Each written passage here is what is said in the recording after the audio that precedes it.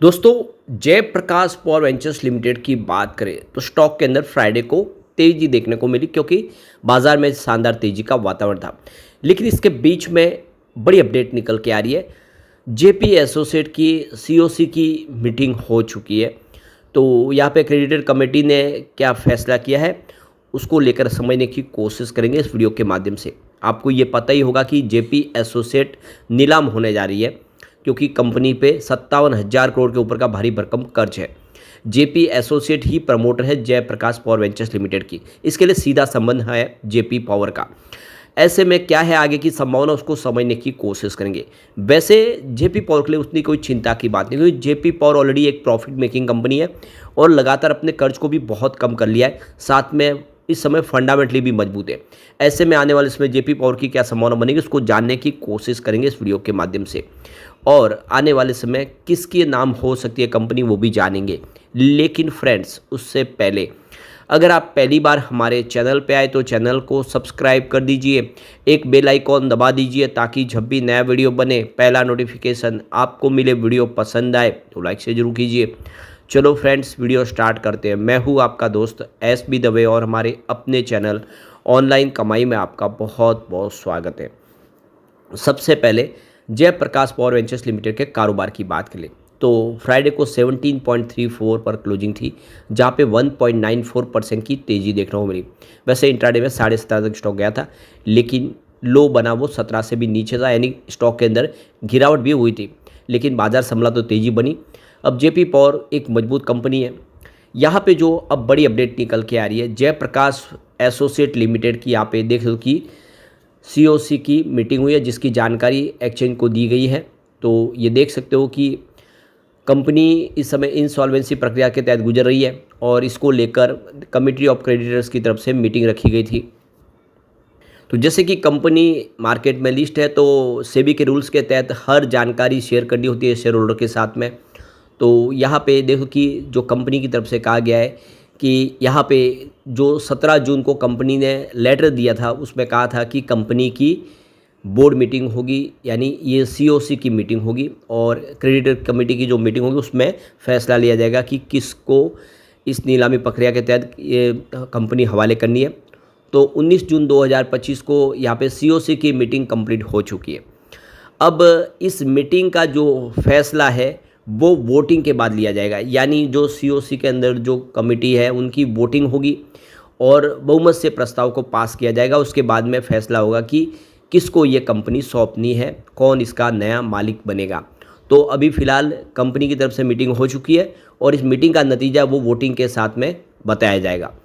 तो ये देख सकते हो कि जो कमेटी ऑफ क्रेडिटर्स है उन्होंने इसकी डेडलाइन बढ़ा दी थी। आप देख सकते हो कि रिजोल्यूशन प्लान के लिए जो डेट थी उसको बढ़ाया, जो 9 जून थी उसको बढ़ा के 24 जून 2025 कर लिया गया है क्योंकि कुछ जो बिडर्स थे उन्होंने टाइम मांगा था कि हमें बिड के लिए थोड़ा समय देना चाहिए।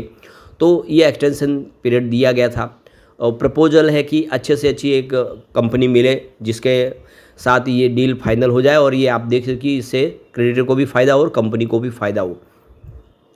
तो करीब 25 ऐसी कंपनियां हैं जो इंटरेस्टेड है इसके अंदर, आप देखिए इसका अपना हिस्सा लेने के लिए। तो ये काफ़ी बड़ी लिस्ट है, 25 कंपनियां हैं। उसमें आप देखें सबसे ऊपर आपको नाम अदानी इंटरप्राइजेस दिखाई देगा, अदानी ग्रुप की कंपनी। इसके बाद में वेदांता लिमिटेड, अनिल अग्रवाल की कंपनी जो मिनरल का बिजनेस करती है, और बाबा रामदेव की पतंजलि आयुर्वेदिक। ये तो मुख्य कंपनियाँ हैं जो इसको खरीदना चाहते हैं नीलामी के तहत। दूसरी भी बहुत सारी कंपनियाँ जिसमें डालमिया सीमेंट है, तो डालमिया सीमेंट भारत लिमिटेड ये भी इंटरेस्टेड है। टोरेंट पावर लिमिटेड भी इंटरेस्टेड है। इसके अलावा GMR business and consultancy LLP ये भी इंटरेस्टेड है। और इसके अलावा जेपी इंफ्राटेक आप देख सकते हो कि ये भी इंटरेस्टेड है। जिंदाल पावर लिमिटेड भी इसको खरीदना चाहते हैं।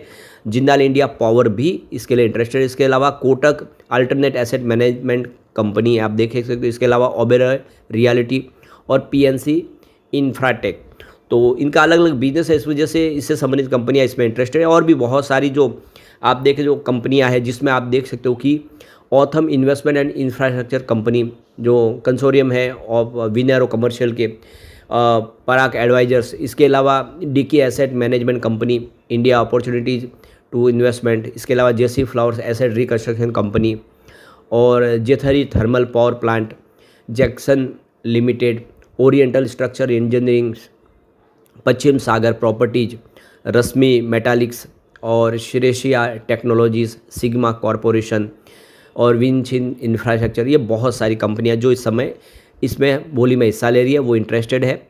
अब देखना होगा कि ये कंपनी किसके नाम जाती है। तो 1989 में इस कंपनी की शुरुआत हुई थी। जयप्रकाश गौर ने इसकी शुरुआत की थी, जेपी एसोसिएट की, जिसमें इसका बिजनेस अगर आप देखें तो कंस्ट्रक्शन का बिजनेस है, पावर सेक्टर का बिजनेस, रियल इस्टेट का बिजनेस, हॉस्पिटैलिटी है, इंफ्रास्ट्रक्चर है और इसकी subsidies company JP Infratech limited है। तो गौर करने वाली बात है कि इसकी जो सब्सिडीज कंपनी है जेपी इंफ्राटेक, वो भी बोली लगा रहे, यानी अपनी कंपनी खरीदने के लिए। अब ये देखना होगा कि ये किसके नाम होगी।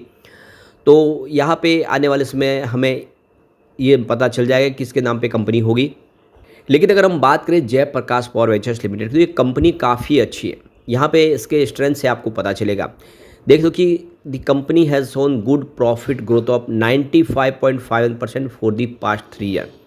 सेकेंड स्ट्रेंथ इसकी देखें तो the company has maintaining an effective average operating margin of 29.09% in the last 5 year. इसके अलावा कंपनीज पीजी रेशियो इज़ 0.81। इसके अलावा अगर आप देखें तो the company has healthy liquidity position of with current ratio of 2.31। इसके अलावा the company has good cash flow management, CFO PAT stand 2.99। तो ये इसकी स्ट्रेंथ है। आप समझ पाओगे कि कंपनी वाकई में मजबूत है। कुछ लिमिटेशन है, 3 है, वो कोई बड़ी बात नहीं है। तो इसमें आप देखें company has shown poor revenue growth of 5.71% for the past 3 year. Second limitation देखें तो company has a poor ROE of 6.76% over the past 3 year. तीसरा है प्रोमोटर प्लेजिंग हायर 79.20%। ये थोड़ी सी प्रॉब्लम है, लेकिन इसके सामने स्ट्रेंथ मजबूत है और इसलिए इसमें कोई इतनी चिंता की बात नहीं है। इसके फंडामेंटल भी बहुत अच्छे हैं। मार्केट कैप 11,863 करोड़ का है, करंट प्राइस की 17.30 की है। इसका 52 वीक का लो 12.40 का है और हाई 23.80 का। फिलहाल स्टॉक अपने 52 वीक के लो और हाई के बीच में। स्टॉक का P 14.60 का है। इसके अलावा इसकी बुक वैल्यू 17.90 की है। अब ये गौर आपको करना है कि अपनी बुक वैल्यू से भी नीचे सस्ता स्टॉक मिल रहा है। ये आपको ध्यान रखना है कि बुक वैल्यू से इसकी प्राइस नीचे है, इसका मतलब स्टॉक वाकई बहुत सस्ता है। ROC 10.3% है और ROE इसका 6.85% है। इसके अलावा इसकी फेस वैल्यू 10 रुपये। तो फंडामेंटल अच्छे हैं। इसके अलावा इसकी पेयर कंपनी से तुलना करेंगे, इसके P रेशियो तो आपको पता चलेगा कि वाकई में स्टॉक बहुत सस्ता है। तो सबसे पहले NTPC देखें तो इसका जो P रेशियो आप देख सकते हो कि 13.88 का है। इसके बाद में अदानी ग्रीन एनर्जी, जिसका P रेशियो 92.40 का है और NTPC ग्रीन एनर्जी, जिसका P रेशियो आप देखो कि 195.96 का, जो बहुत ज़्यादा है 3 डिजिट में। इसके बाद में JSW एनर्जी 44.73 का P रेशियो है और उसके बाद में NHPC लिमिटेड सरकारी कंपनी है, 27.50 का इसका P रेशियो है।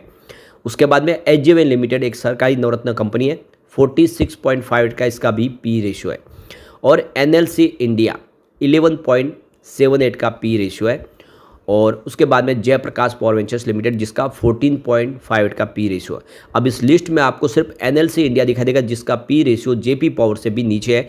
बाकी सारे के सारी कंपनियों का P रेशियो हाई है, तो इसका P रेशियो बहुत ही कम है और साथ में इसकी बुक वैल्यू आप देख सकते हो कि काफ़ी कम है। आप देखिए बुक वैल्यू से नीचे स्टॉक ट्रेड कर रहा है, यानी स्टॉक आने वाले समय कमाल कर सकता है। एक अच्छी अपॉर्चुनिटी इस समय दिखाई दे रही है और जल्दी आप देखें इसको नया प्रमोटर मिलता हुआ दिखाई देगा। लेकिन फ्रेंड्स, कोई भी इन्वेस्टमेंट करने से पहले अपने फाइनेंशियल एडवाइजर से एडवाइस ले ले या अपना खुद का रिसर्च करें, क्योंकि मैंने वीडियो आपके एजुकेशनल पर्पज़ के लिए ही बनाया। वीडियो पसंद आए तो लाइक से जरूर कीजिए और चैनल को सब्सक्राइब कर दीजिए। Thank you friends.